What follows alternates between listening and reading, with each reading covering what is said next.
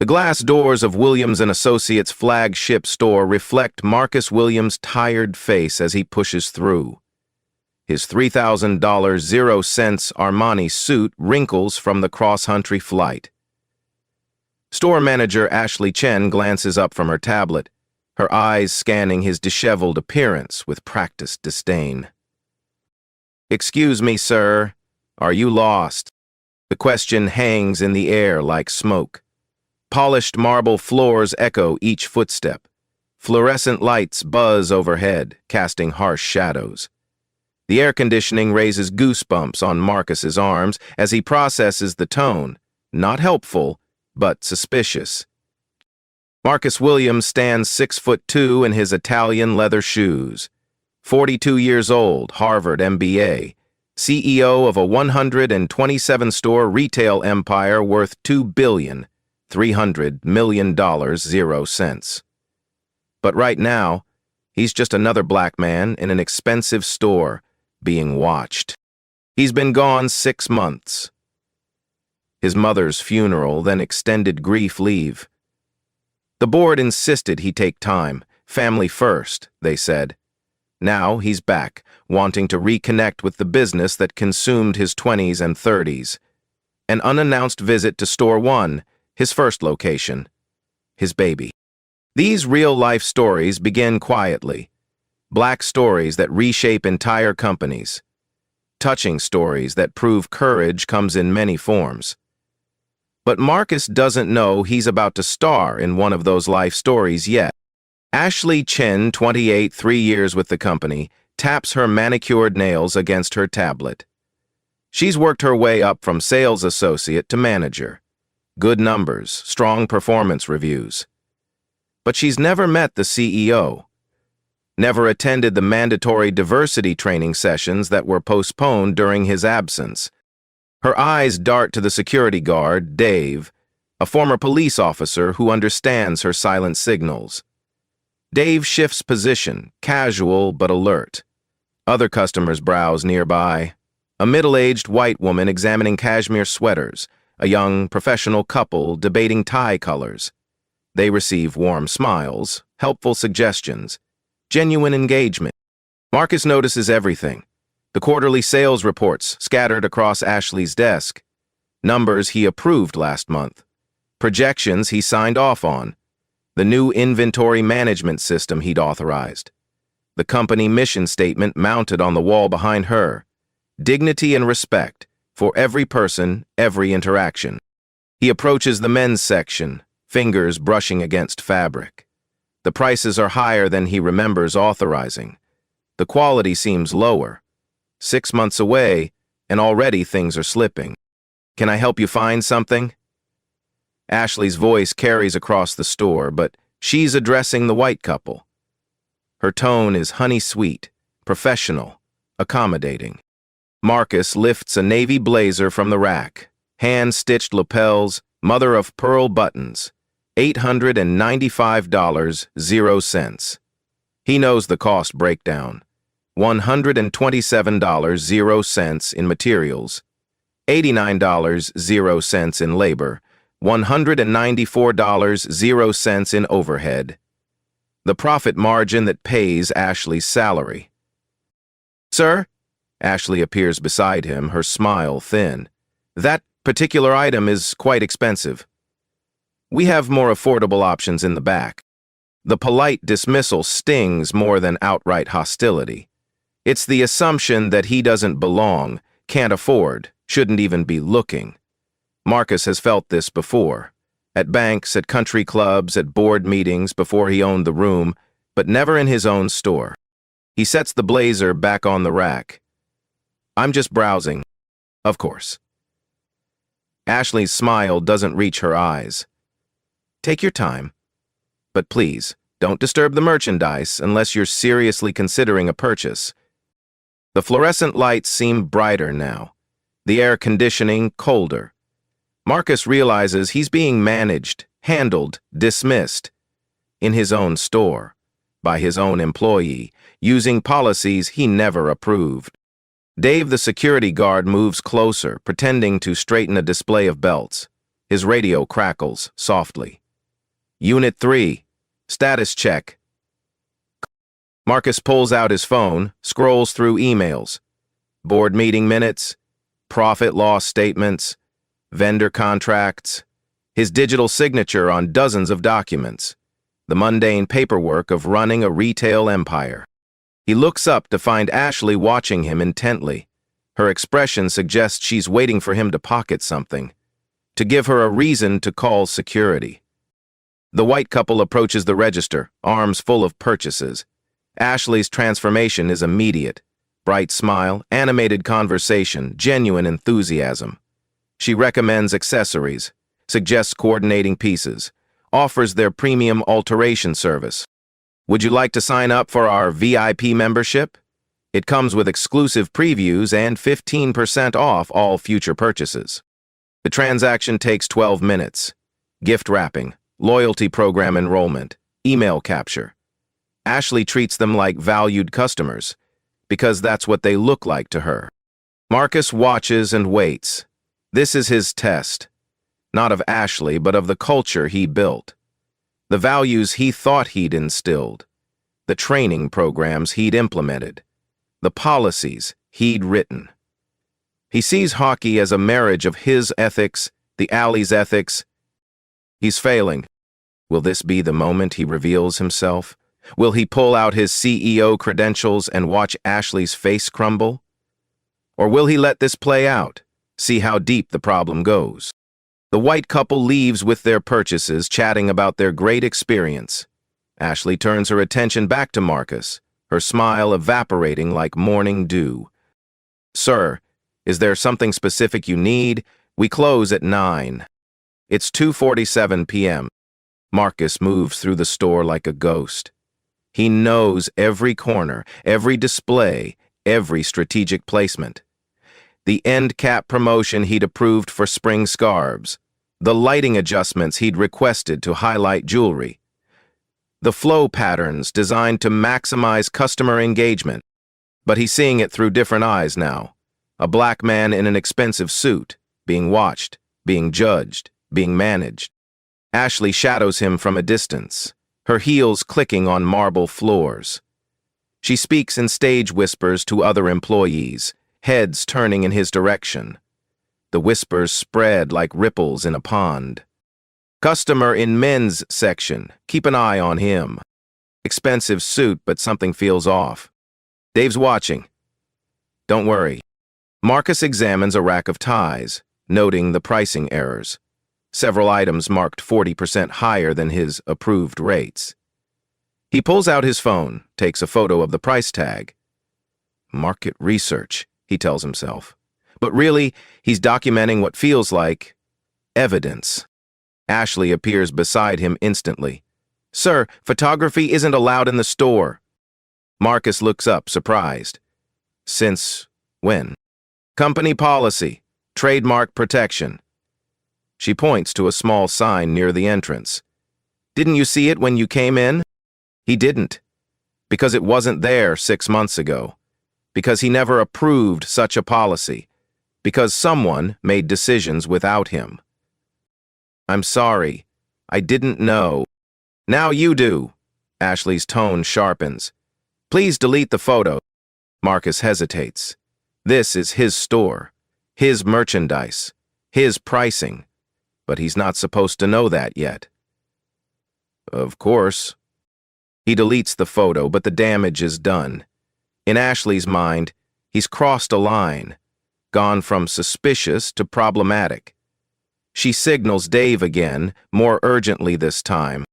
The security guard approaches, his bulk casting a shadow over the tie display. Everything okay here, ma'am? This gentleman was taking photos of our merchandise. I've asked him to stop. Dave's eyes narrow. Sir, I'm going to need you to step over here with me. This is escalation, from suspicious glances to direct confrontation. Marcus feels the weight of every eye in the store. Other customers pretend to shop while listening intently. Employees gather at safe distances, watching the drama unfold. I deleted the photo, Marcus says calmly. Is there a problem? Store policy, sir. No photography. No exceptions. I understand. It won't happen again. Dave doesn't move. I'll need to see your phone. Confirm the photo's deleted. Now it's a dignity issue.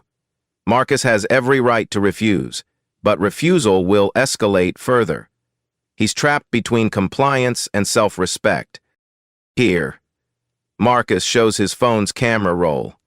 Deleted. Dave examines the screen, satisfied. Appreciate your cooperation, sir. But the interaction has shifted something fundamental. Marcus is no longer a customer. He's a problem to be managed, a threat to be contained. Will he push back now? Will he demand to speak to a manager? Will he reveal who he is? Marcus selects a tie instead. Silk, hand-rolled edges, $247.00. He's worn identical ties to board meetings, television interviews, White House dinners. But Ashley's eyes say he can't afford it. At the register, the scrutiny intensifies. Ashley examines the tie like it might be contaminated. She scans the barcode 3 times, frowning at her screen. I'll need to see some identification. Marcus raises an eyebrow. For a tie? Store policy. Purchases over $200, 0 cents require ID verification. Since when? Ashley's patience evaporates. Sir, do you want to buy this tie or not? Marcus produces his driver's license. Ashley examines it like a border guard, comparing the photo to his face. She types his information into her system, taking longer than necessary. Credit card? Marcus hands over his platinum Amex. Ashley holds it up to the light, checking for authenticity. She runs her finger over the embossed numbers, testing their raised texture. This is a very expensive card, she says suspiciously. How did you get it? The question hangs like an accusation. Other customers in line exchange glances. Someone pulls out their phone, starts recording. I qualified for it, Marcus says simply. Ashley runs the card through her machine. Declined. She tries again. Decline. Sir, your card isn't working. Marcus knows why. He's been traveling, triggering fraud alerts. A simple phone call would fix it. But Ashley's expression suggests she thinks the card is stolen. Let me call the bank. That won't be necessary. Ashley's voice carries across the store. Tom, can you come to Register 3? Tom Rodriguez, the general manager, appears within minutes. 45 years old, 8 years with the company, solid performance record. He should recognize Marcus from company photos, training videos, town halls. But he's focused on the situation, not the man. What seems to be the problem? Customer's card was declined, twice. High-end merchandise, suspicious behavior. Tom looks at Marcus with practiced assessment. Sir, do you have an alternate form of payment? The card works fine, let me call. Sir, I'm going to ask you to step aside, you're holding up the line. Marcus feels the humiliation burn in his chest. Behind him, customers mutter impatiently. Ashley and Tom exchange knowing looks. Dave moves closer, his hand resting on his radio. This is the moment, the breaking point. Marcus can end this with 2 words. I'm CEO. But something stops him. Maybe it's the need to see how far this goes. Maybe it's the realization that this happens to others who don't have his power. He steps aside, still holding the tie. Tom processes the next customer. A young white woman buying a $89 0 cent scarf. No ID required. No card verification, just a friendly transaction between equals. Have a wonderful day, Ashley tells her warmly. Come back soon. The contrast is stark, undeniable, documented by the customer still recording with her phone. Marcus's phone buzzes. Text from his bank. Unusual activity detected. Reply yes to authorize international charges. He types, yes, then approaches the register again. The card should work now. Ashley sighs dramatically. Sir, you've already disrupted our operation once. I'm not comfortable processing this transaction. I'd like to speak with your manager. I am the manager. Then I'd like to speak with your supervisor. Ashley's face hardens. Mr. Rodriguez is the general manager. He's already addressed your situation. Tom steps forward. Sir, I think there might be a misunderstanding. This particular store caters to a specific clientele. You might find better prices at the outlet mall across town. The words hit like a physical blow. Not just the dismissal, but the assumption. The coded language that says, you don't belong here. Try somewhere more appropriate for your kind. Marcus looks around the store. His store. The mission statement on the wall. The diversity posters from last year's campaign. The company values he wrote himself. I understand, he says quietly. Crystal clear. Will this be the moment he fights back? Will he demand justice? Will he reveal the truth that could destroy their careers? The customer with the phone is still recording. Her expression shows she understands what she's witnessing. Social media will amplify this moment, make it viral, force accountability. But Marcus makes a different choice. He sets the tie on the counter and walks toward the exit. But he doesn't leave. Instead, he moves to the men's section, selects a $800 0-cent suit jacket, and returns to the register. I'd like to purchase this, he says calmly. Ashley's eyes widen. Tom shakes his head in disbelief. Dave's hand moves to his radio. Sir, Tom says firmly, I think it's time for you to leave. I'm a customer, I have money, I want to buy this jacket. You've already caused enough disruption. What disruption? I tried to buy a tie. Now I want to buy a jacket. The standoff intensifies. Other customers stop pretending to shop. Employees gather at safe distances. The store's normal rhythm grinds to a halt. Ashley leans toward Tom, whispers urgently. He nods, then signals Dave. Sir, I'm asking you to leave voluntarily. Don't make this harder than it needs to be. Marcus holds the jacket, feeling its weight.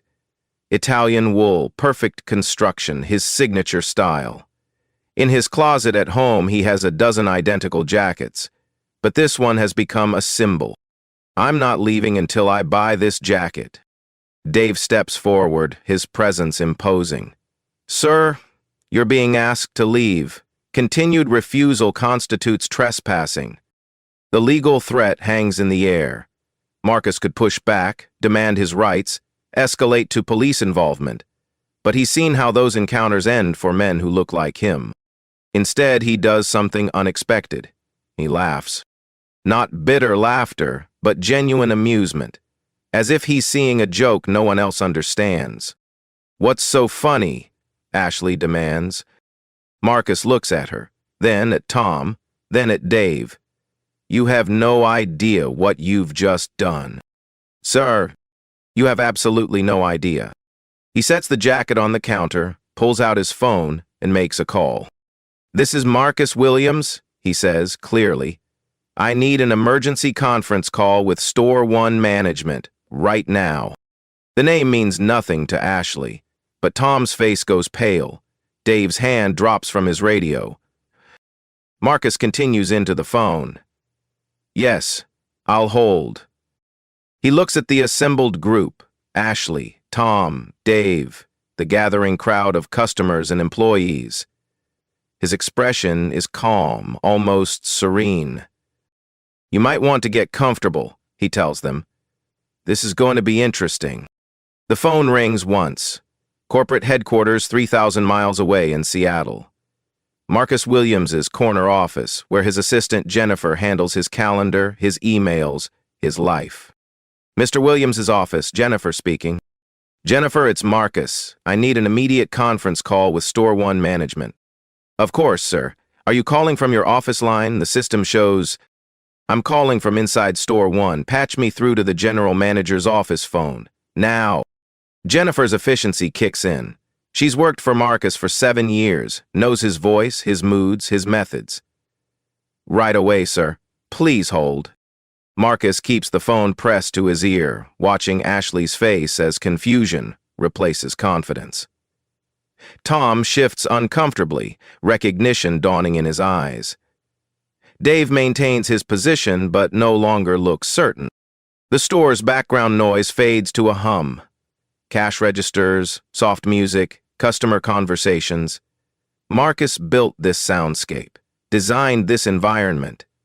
Every detail reflects his vision of retail excellence. But right now, it feels like a foreign country. The phone rings in Tom's office. He glances at Marcus, then at the phone, then back at Marcus. His face shows the terrible mathematics of realization. Should I answer that? Tom asks quietly. Marcus nods toward the phone. It's for you. Tom walks to his office, visible through glass panels.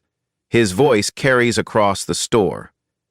Tom Rodriguez, general manager. Then silence. Tom's face goes white. He looks through the glass at Marcus, who gives a small wave. Yes, sir, he's here, in the store, right now. Ashley follows Tom's gaze, her confidence cracking like thin ice. Who is he talking to? Marcus ends his call, slides the phone into his pocket. The store feels different now, charged, electric, like the moment before lightning strikes. Ashley, he says gently, have you ever seen a photo of our CEO? She shakes her head, but her eyes show dawning comprehension. He's been on sabbatical for 6 months, family emergency. But he's back now. Tom emerges from his office, his face ashen. He approaches Marcus with the caution of a man walking toward a cliff edge. Mr. Williams, Marcus raises a hand, stopping him. Tom, I need you to call an all-hands meeting. Right now. Every employee currently in the store. Sir, Right now, Tom. Tom reaches for the store's intercom system. His hand shakes slightly as he lifts the microphone. Attention all Williams & Associates team members, please report to the main floor immediately for an emergency meeting. All associates, please report to the main floor. The store transforms. Employees emerge from stockrooms, offices, fitting rooms. They gather in a semicircle, faces showing curiosity, mixed with concern. Emergency meetings usually mean bad news. Layoffs, closures, corporate restructuring. Marcus looks at the assembled group. 12 people, mostly young, mostly diverse. Good people trying to do good work. But they've been trained by managers who never received his training. Supervised by people who missed his message. Ashley stands apart from the group, her face pale. She's beginning to understand the magnitude of her mistake. But understanding and accepting are different things. Marcus thinks about his mother's funeral 6 months ago. The church packed with people whose lives she'd touched. The stories they told about her kindness, her fairness, her refusal to judge people by their appearance. Power isn't about proving you belong, she'd told him when he was young and angry. It's about changing the system so everyone belongs. He'd built Williams & Associates on that principle.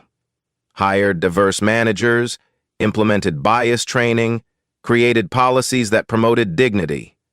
But policies on paper don't change hearts. Training sessions don't eliminate unconscious prejudice. Sometimes you have to experience the system to understand its failures. Marcus steps forward, his voice carrying across the store without being raised. I want to tell you about something that just happened. Something that happens in retail stores across America every day. He begins to speak not as a CEO, but as a customer. He describes the suspicious glances, the assumptions, the different treatment. He talks about the tie purchase, the credit card drama, the suggestion that he shop elsewhere.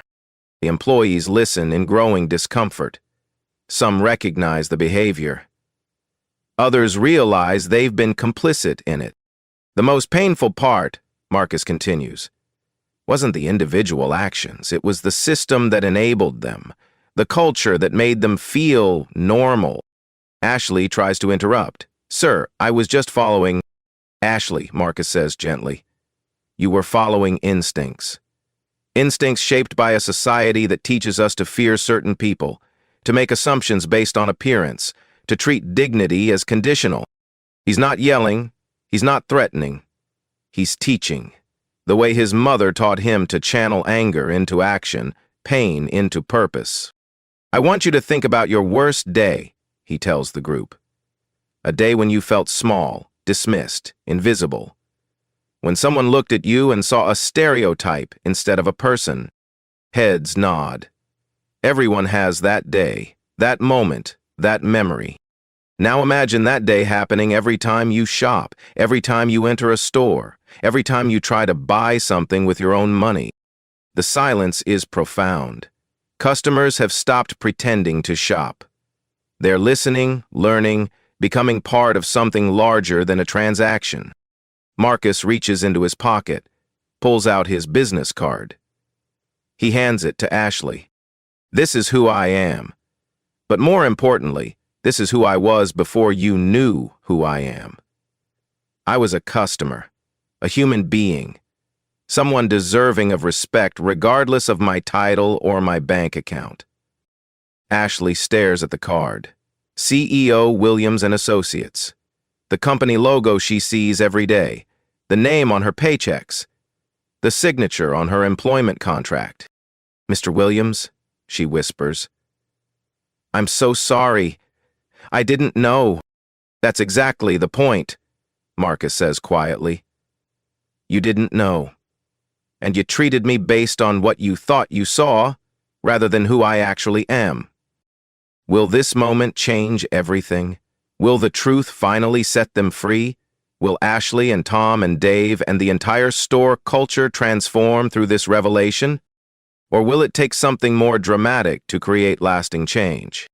Marcus looks around the store, his store, and makes a decision that will echo far beyond this moment.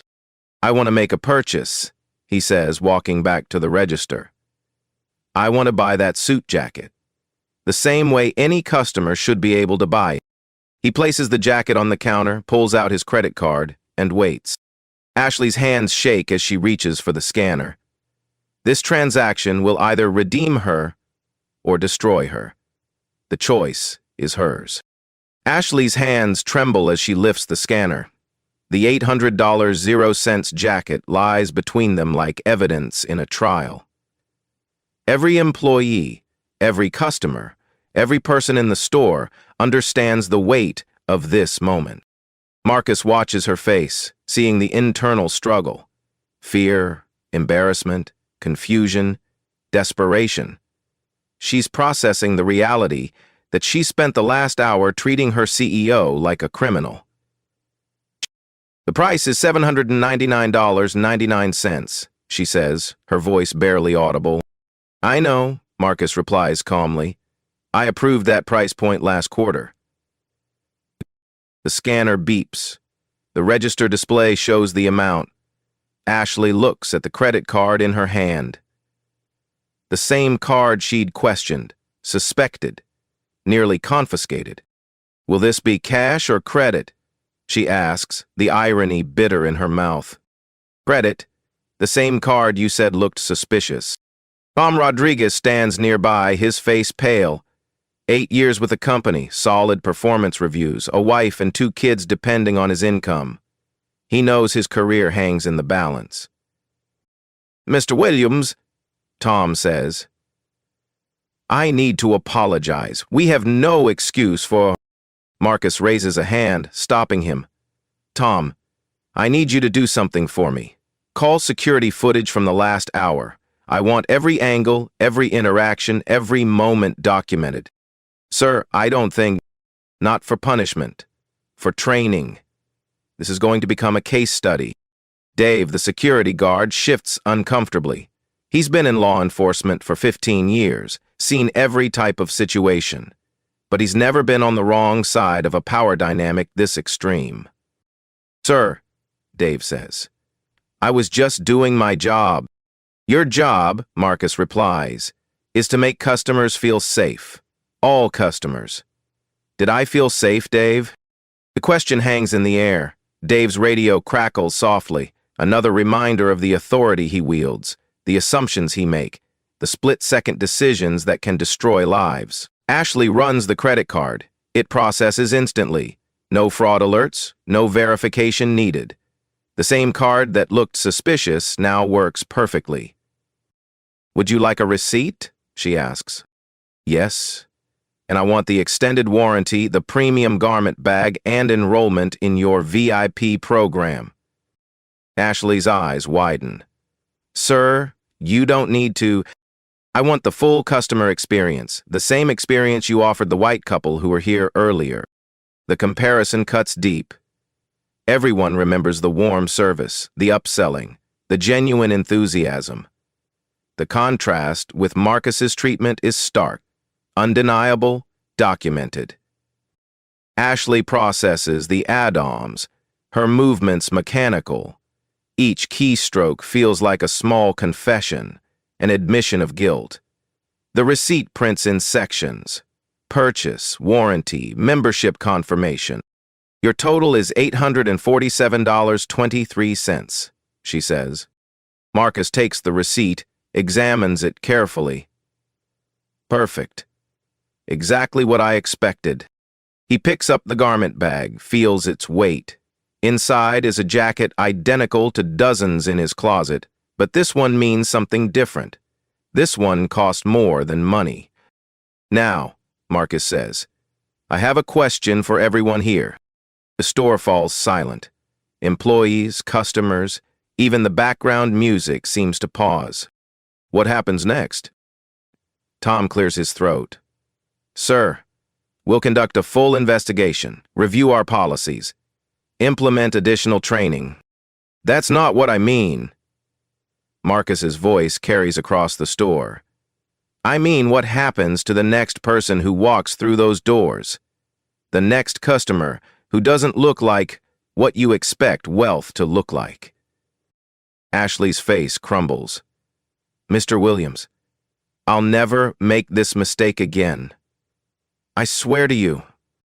"It's not about you anymore, Ashley. It's about the system that created this situation. The culture that made you feel justified in your actions." Marcus walks to the center of the store, beneath the skylight that bathes everything in natural light. He designed this space to feel welcoming, inclusive, aspirational. But today, it feels like a courtroom. "I want to tell you a story," he says, "about a young black man who walked into a bank 15 years ago. He wore his best suit, carried a detailed business plan, had perfect credit. But the loan officer saw a risk, a threat, a statistic. The audience is captivated. This isn't just a CEO addressing employees. This is a master storyteller revealing the origin myth of their company. That young man almost gave up, almost walked away, almost let prejudice win."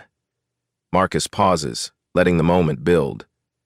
But his mother told him something that changed everything. He looks at Ashley, then at Tom, then at each employee in turn. She said, "Power isn't about proving you belong. It's about changing the system so everyone belongs." The words echoed through the store like a mission statement, a call to action, a promise. I built Williams & Associates on that principle. Every store, every policy, every training program was designed to create a space where everyone feels valued, where dignity doesn't depend on your bank account or your appearance. Marcus pulls out his phone, opens the camera app. "I want to show you something." He displays his photo gallery, images from the past hour, the suspicious glances, the discriminatory treatment, the moment of revelation. But also the faces of employees learning, growing, changing. These photos will become part of our training materials. Not to shame anyone, but to show what unconscious bias looks like in action, what it costs, what it teaches. Ashley steps forward, tears in her eyes. Mr. Williams, I know I can't undo what happened, but I want to learn. I want to be better.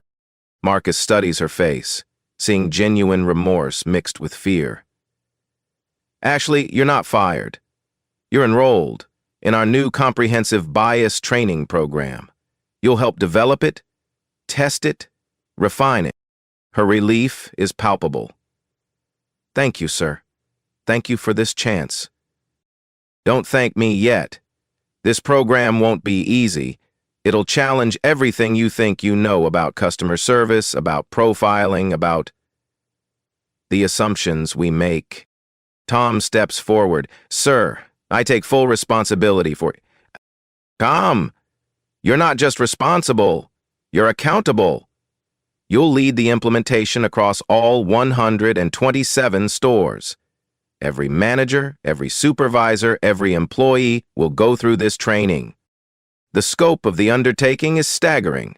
127 stores, thousands of employees, a complete cultural transformation. But Marcus has the resources, the authority, the will to make it happen. Dave, Marcus calls to the security guard.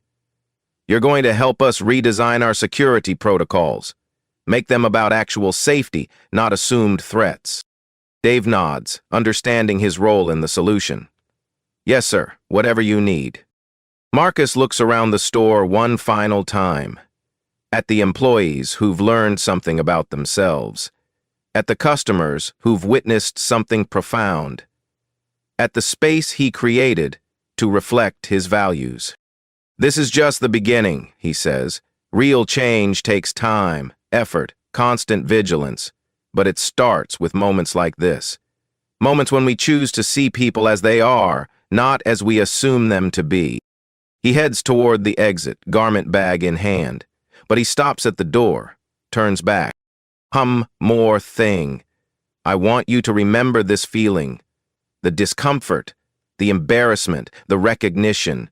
Don't let it fade. Let it motivate you. The glass doors reflect his image as he pushes through them, but this time, he's not just a customer. He's a catalyst, a change agent, a man who turned his worst experience into everyone's best opportunity. Behind him, the store buzzes with new energy.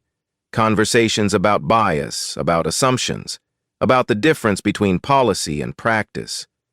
Ashley and Tom and Dave huddle together, not as conspirators, but as collaborators in transformation. The customer who filmed the encounter approaches the counter. Excuse me, she says to Ashley. I recorded what happened. Do you want me to delete it? Ashley considers the question. The video could destroy her reputation, damage her career, follow her forever, but it also documents something important, a moment of truth that could help others. Keep it, she says finally. Share it. Let people see what happened here. Let them learn from my mistakes. The customer nods, understanding the courage that decision requires. What's your name? Ashley Chin. And I'm going to be a better person tomorrow than I was today. That evening, the video goes viral. Unconscious bias trends on social media. Comments pour in from people sharing their own stories, their own aha moments of discrimination, their own hopes for change. But this isn't just another viral moment. It's the beginning of a movement. A company-wide transformation that will ripple through an entire industry. Marcus Williams didn't just buy a jacket that day. He purchased a future where everyone can shop with dignity, where assumptions don't determine treatment, where the content of character matters more than the color of skin. The price was $847.23. The value was immeasurable. 3 weeks later, Marcus Williams stands in the same store, but everything has changed. The morning sunlight streams through those same glass doors, illuminating a space that feels fundamentally different. Not the physical layout, that remains the same, but the energy, the atmosphere, the invisible culture that shapes every interaction. Ashley Chen approaches him with genuine warmth. No suspicion, no judgment, just professional courtesy extended to every customer. She's completed the first phase of bias training, participating in role-playing exercises, implicit association tests, and deep conversations about prejudice and privilege. Good morning, Mr. Williams. How can I help you today? Actually, I'm here to observe. Don't mind me. Marcus positions himself near the men's section, watching the morning rush. Commuters grabbing last-minute accessories, business travelers replacing forgotten essentials, early shoppers browsing new arrivals. A young black man enters, wearing jeans and a hoodie. 6 months ago, this would have triggered immediate surveillance. Today, Ashley greets him with the same warmth she shows everyone. Austin, good morning, looking for anything specific? Job interview suit, the man says. Nothing too expensive. Congratulations on the interview. Let me show you some great options. Ashley leads him to the professional wear section, pulls several suits in his size, explains the differences in fabric and construction. No assumptions about his budget, no steering toward the cheapest options. Just good service. Marcus watches the interaction with quiet satisfaction. This is what he built the company to be, what it should have been all along. Tom Rodriguez approaches, carrying a tablet loaded with data. Sir, I have the 3-week report you requested. Marcus scanned the numbers. Customer satisfaction scores up 23%. Employee engagement surveys showing dramatic improvement. Most importantly, the diversity of customer demographics has expanded significantly. Word is spreading, Tom explains. People are talking about the changes here, posting on social media, recommending us to friends. We're attracting customers who never felt welcome before. The business case for inclusion is clear. When people feel valued, they spend money. When they feel respected, they return. When they feel safe, they recommend. What about the other stores? Marcus asks. Rollout is ahead of schedule. The training program you developed is being implemented across all 127 locations. We're seeing similar results everywhere. Marcus nods, but his attention is drawn to a commotion near the entrance. A middle-aged Latina woman has entered with her teenage daughter. They're dressed modestly, speaking Spanish to each other, clearly intimidated by the upscale environment. Dave, the security guard, notices them too, but instead of profiling them as potential threats, he applies his new training. He approaches with a warm smile. Good morning, ladies. Welcome to Williams & Associates. Is this your first time in our store?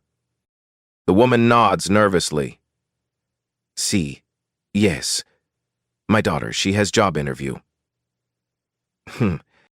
Wonderful. Let me introduce you to our personal shopping service. Completely free, and our stylist speaks fluent Spanish. Dave calls over Maria, a bilingual employee who specializes in professional attire. Within minutes, the intimidated visitors are transformed into valued customers, receiving personalized attention.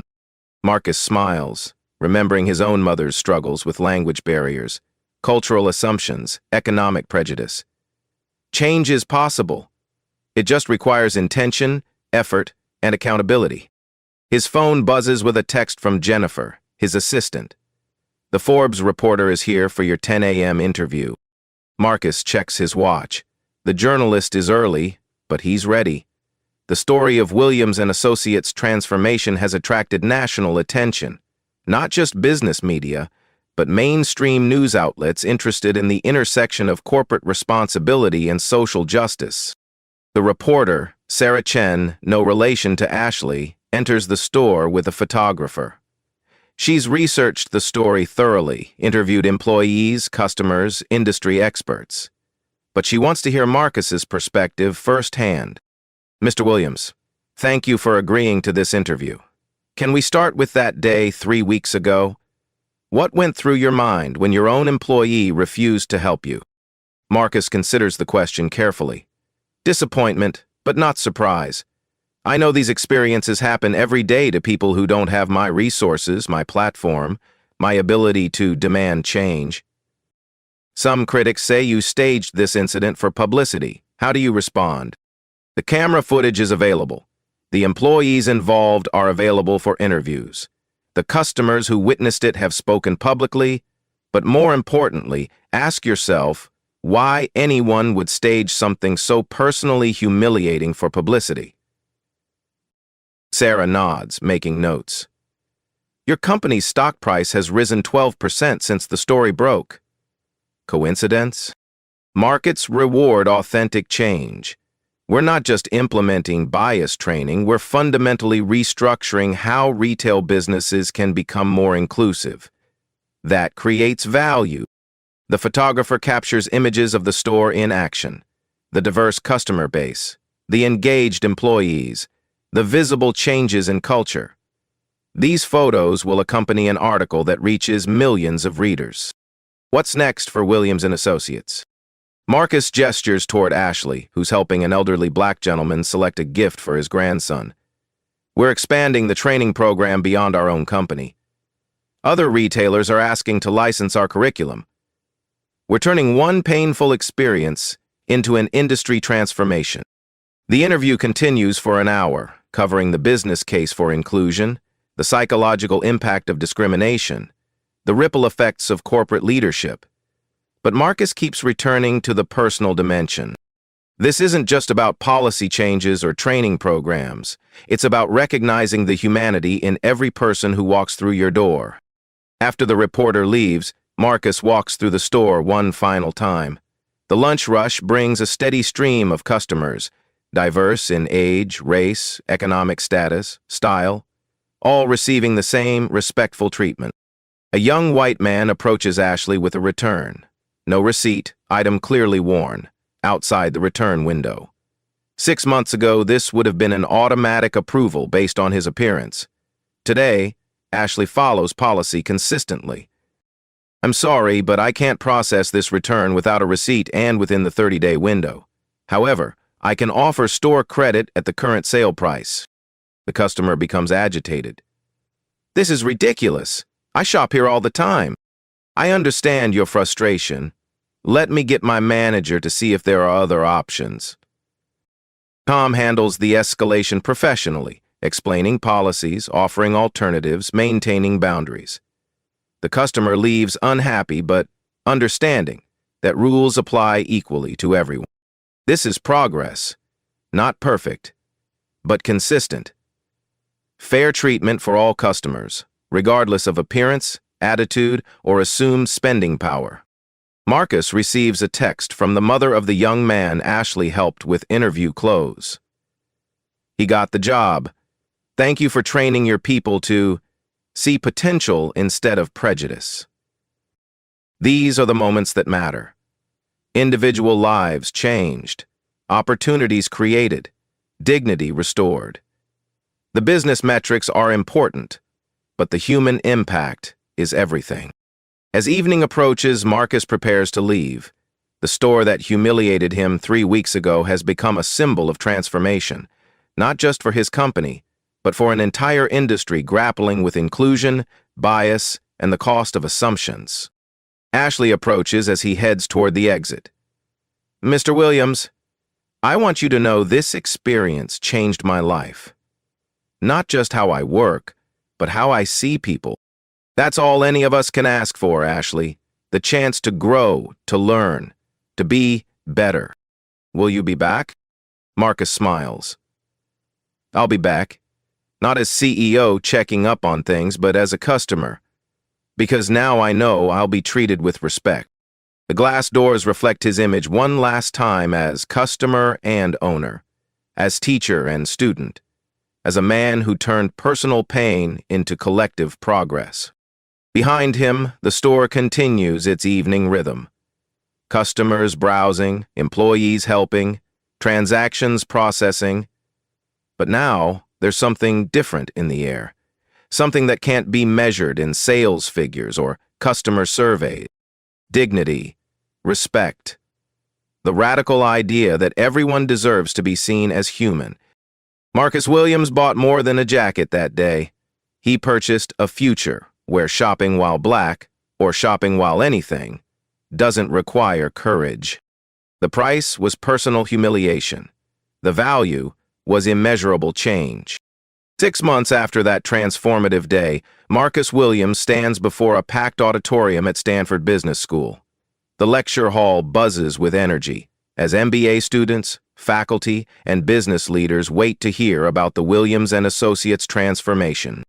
The title of his talk, When Personal Pain Becomes Systemic Change, a case study in corporate responsibility.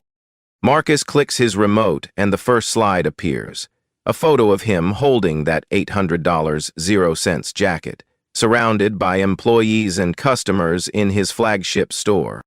How many of you have experienced discrimination while shopping? He asks the audience.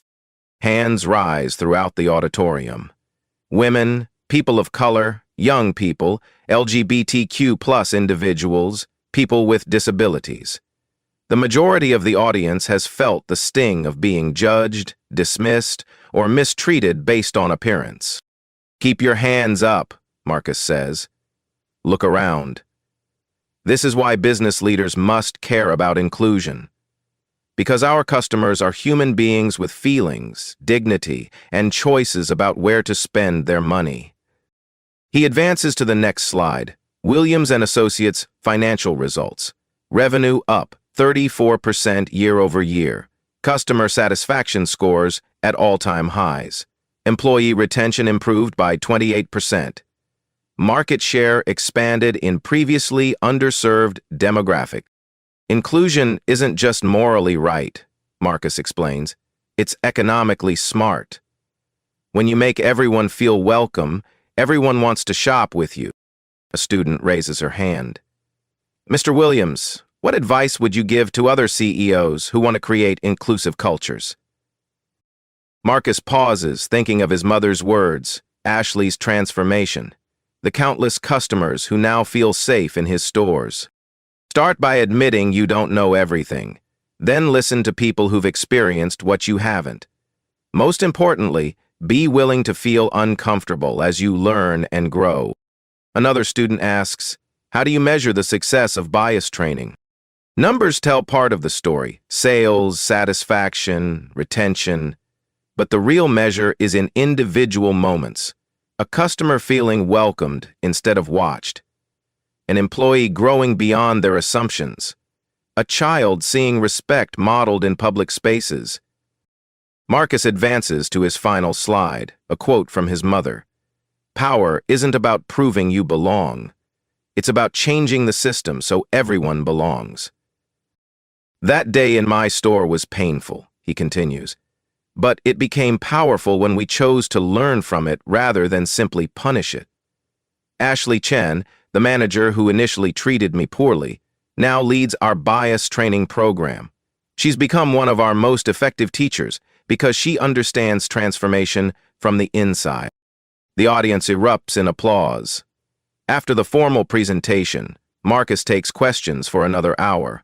Students want to know about implementation strategies, resistance management, measuring cultural change. Faculty members explore the academic implications of his approach.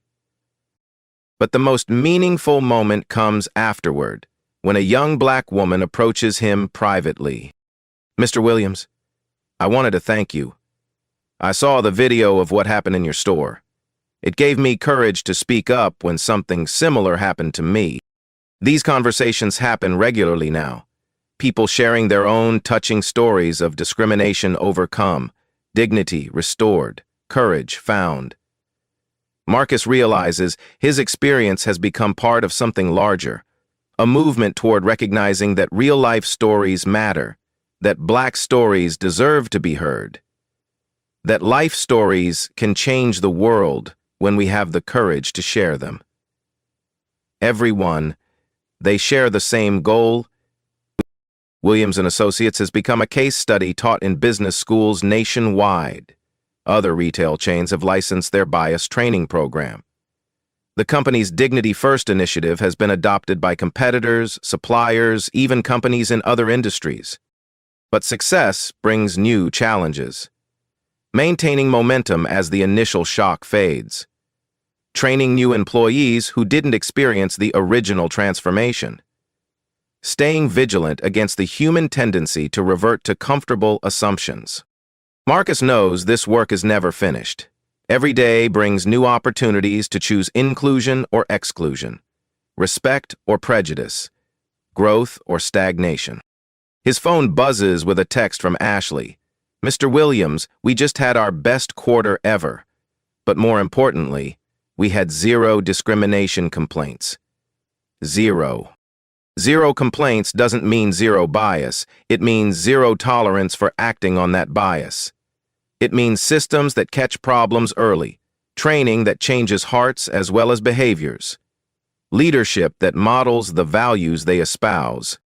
Marcus texts back, "Proud of you, Ashley. Proud of the entire team." As he drives home, Marcus passes other retail stores, restaurants, businesses. He wonders about their cultures, their training, their commitment to dignity. The work Williams and Associates started needs to spread everywhere people shop, eat, work, live. Change is contagious when it's genuine, when it creates value rather than just checking boxes, when it transforms both the discriminated against and those who discriminate. That evening, Marcus's phone rings.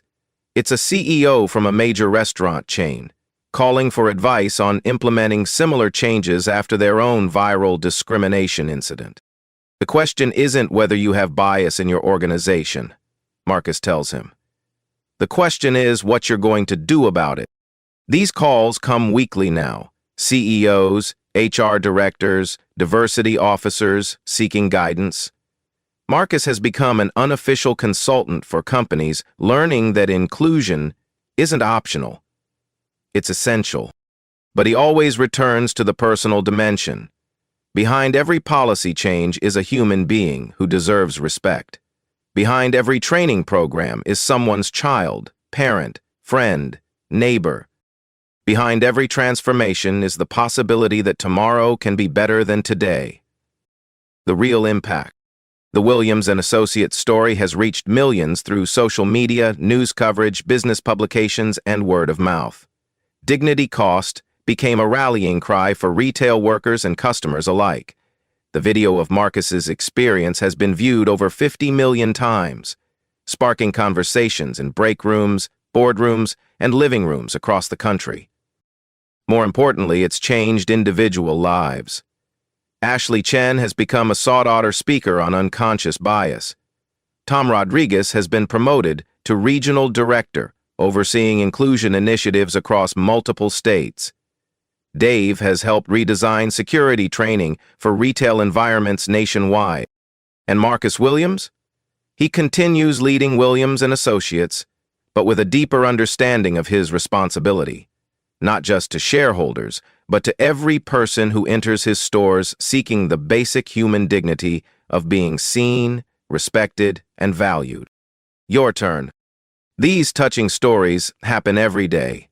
Real-life stories of people choosing courage over comfort, growth over stagnation, inclusion over exclusion. Black stories that inspire change, life stories that matter, moments that transform entire systems. Have you experienced discrimination while shopping, dining, or doing business? Have you witnessed bias in action? Have you found the courage to speak up when it mattered? Share your story in the comments below. Your experience might be the catalyst someone else needs to demand better, do better, be better. If this story moved you, share it with someone who needs to see it. Forward it to a business leader, a manager, a friend who works in customer service. Let them know that dignity costs nothing to give but everything when withheld. And if you believe that everyone deserves respect regardless of their appearance, background, or bank account, subscribe for more stories that matter. Stories that challenge, inspire, and remind us that change is possible when we have the courage to demand it. Because these aren't just black stories or life stories or touching stories. They're human stories. And human stories have the power to change the world. One interaction at a time. Your voice matters. Your story matters. Your choice to stand up for dignity matters. What will you do with that power?